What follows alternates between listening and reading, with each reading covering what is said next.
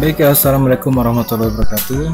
Nah, kawan-kawan, di sini saya akan memberikan tutorial bagaimana cara mengubah huruf besar menjadi huruf kecil di tabel Excel. Nah, di sini kita sudah ada huruf besarnya. Ini adalah huruf besarnya. Sekarang kita akan mengubahnya menjadi huruf kecil. Nah, bagaimana caranya? Kita langsung saja. Di sini kita ketik sama dengan, lalu kita ketik proper,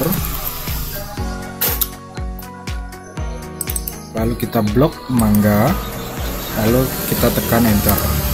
Nah, sudah jadi satunya.